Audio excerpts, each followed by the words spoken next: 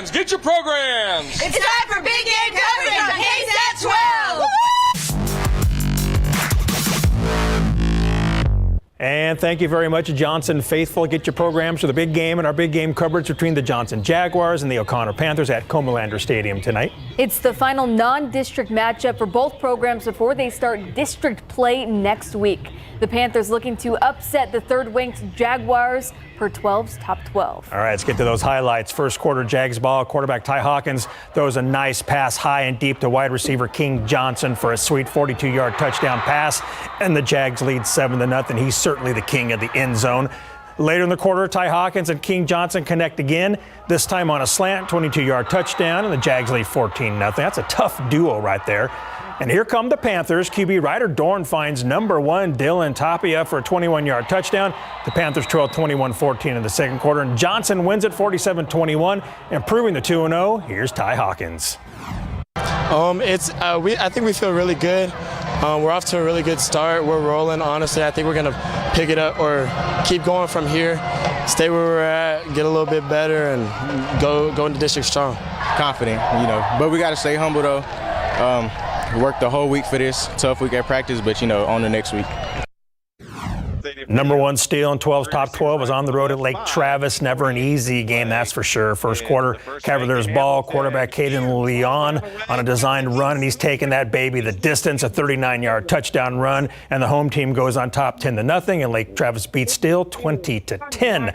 Take you to Ferris Stadium for the Brennan Bears and number 4 Brandeis Broncos. First quarter, Brandeis star quarterback Lincoln Filia picks up the bad snap and then runs left until he gets tackled out of bounds. Now he hurt his right throwing hand on that play, and he had to get it checked out. Dude got taped up, and he went back into the game while we were still there. Second quarter, Bears strike. Quarterback Caden Glass goes over the top to Brandon Wells, 27-yard touchdown. The Bears are leading 14-0, and the final from Ferris, 28-10. Brennan wins. Here's number 5 Wagner charging the field at Rutledge Stadium ahead of facing Dripping Springs Tigers tonight. Second quarter, no score. Tigers quarterback Maddox Maher throws right and connects with Jack Tyndall for a sweet diving grab inside the red zone. Moments later, Maher gives the ball to Tyndall for a 1-yard touchdown run.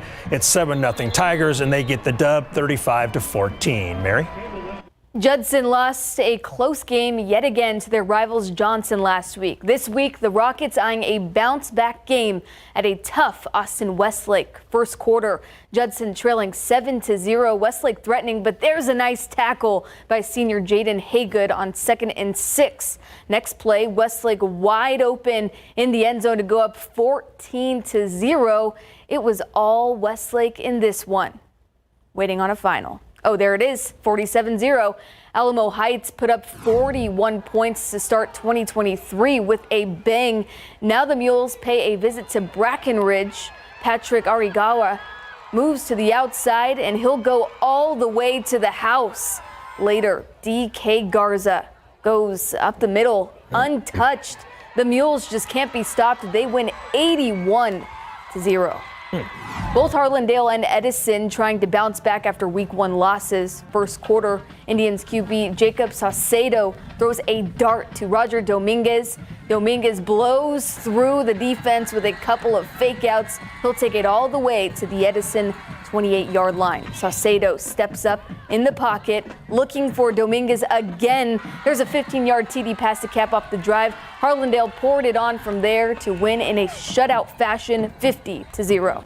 All right, moving on. Time to check in on the Madison Mavericks at Hero Stadium to see how they're doing with the San Marcos Rattlers tonight. Third quarter action, Mavs QB Landon Gill drops the snap, picks it up, avoids a Rattler, and then slings a nice ball to number 8, Levante Henry, for a touchdown, and Madison is down 28-21. Then just before Photog Billy had to leave the game, Gill hits Henry again for another touchdown, and this contest is tied at 28, and that score is Madison wins 49-28. Over at Lenhoff Stadium, the Clemens Buffaloes are playing football with the Del Valle Cardinals. Second quarter, Buffalo's ball. Senior quarterback Nathan Alvarez throws and finds Braden Abington wide open. Nice move, and he gets some yards after the catch to keep the chains moving.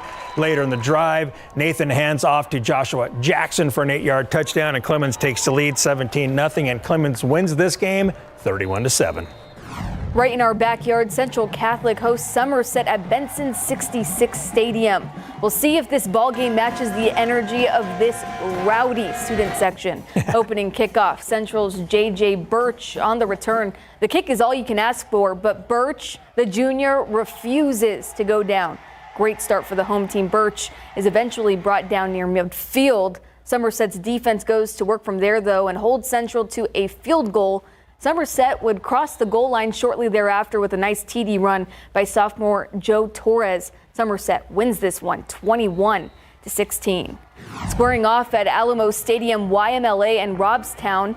We drop into the second half. Robstown's Isaiah Gutierrez finds the gap with some help of some great blocking. Gutierrez walks it in, lessening the YMLA lead to 9 points. Lions QB Javion Allen with quite the arm. Allen throws a bomb right into the hands of Jeremiah Conaway in the end zone. Big lead for the Lions. This one tightened up, but YMLA stays on top 34-33.